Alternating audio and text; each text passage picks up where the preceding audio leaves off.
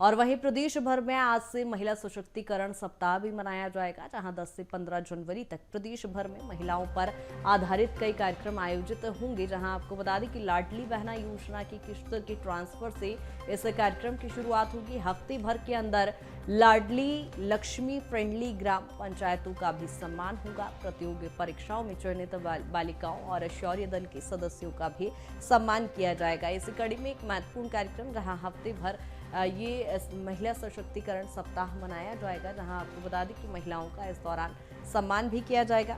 प्रखर लगातार बने हुए प्रखर, जिस तरह से हम चूंकि चर्चा कर ही रहे हैं कि महिलाओं के उत्थान के लिए बीजेपी सरकार हमेशा से काम करती आई है और अब वो सप्ताह मनाया जा रहा है महिला सशक्तिकरण।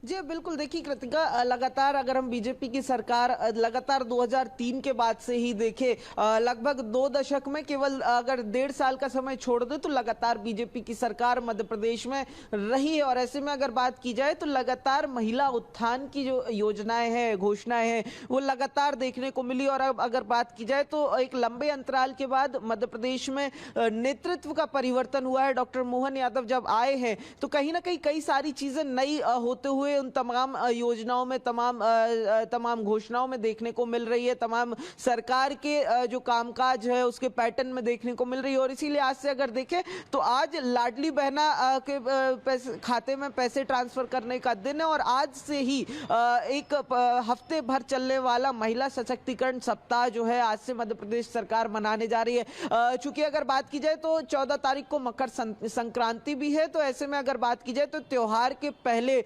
महिलाओं को बड़ी सौगातें देने की जो है वो एक पूरा खाका मोहन सरकार ने तैयार किया हुआ है। खासतौर पर अगर बात की जाए आज लाडली बहना से इस उत्सव का शुरुआत किया जाएगा।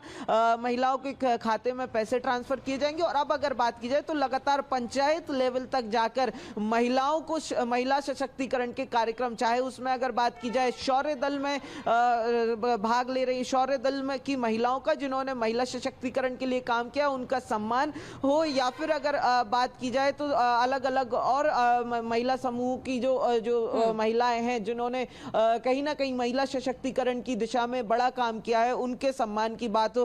ये कार्यक्रम चूंकि बड़े आयोजन तो यहाँ पर हो रहे हैं महिलाओं के पक्ष में, लेकिन यदि लोकसभा चुनाव के लिहाज से देखें तो कितने महत्वपूर्ण ये कार्यक्रम, क्योंकि बीजेपी के लिए कहा जाता है सारे आयोजन जो होते हैं वो चुनावी दृष्टि से बेहद ही महत्वपूर्ण होते हैं।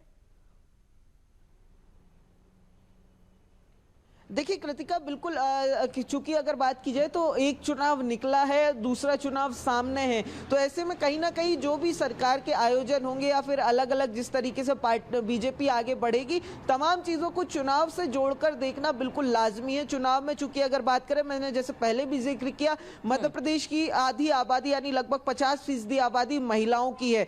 वहीं अगर बात की जाए तो विधानसभा चुनाव में जिस तरीके से मध्य प्रदेश से महिलाओं का रिस्पॉन्स बीजेपी को मिला है, लगभग 50-52% के जो करीब वोट है महिलाओं के, वो बीजेपी के हक में पड़े, जो कहीं ना कहीं एक बड़ा फैक्टर बीजेपी की जीत कर रहा है। ऐसे में अगर बात की जाए तो तमाम ये जो महिलाओं से जुड़े आयोजन है, ये कहीं ना कहीं मध्य प्रदेश की 29 लोकसभा सीटों को के लिहाज से अगर देखें तो काफी अहम हो जाते। चूंकि अगर बात की जाए तो 28 सीटों पर इस समय बीजेपी मौजूदा रूप से काबिज है। और ऐसे में बड़ी चुनौती उन 28 सीटों को वापस से इस बार 2024 के चुनाव में ले जाना है। और साथ में बड़ी चुनौती एकमात्र जो सीट है उसको भी अपने हक में करना है। ऐसे में तमाम जो वर्ग हैं, तमाम समाज वर्ग है, तमाम जातीय समीकरण या फिर तमाम चाहे महिला पुरुष युवा या कुल फिर मिलाकर कहा जाए लोकसभा चुनाव के लिहाज से बेहद ही महत्वपूर्ण ये कार्यक्रम है और बीजेपी यहाँ हर वर्ग को साधने के लिहाज से कई बड़े आयोजन भी कर रही है।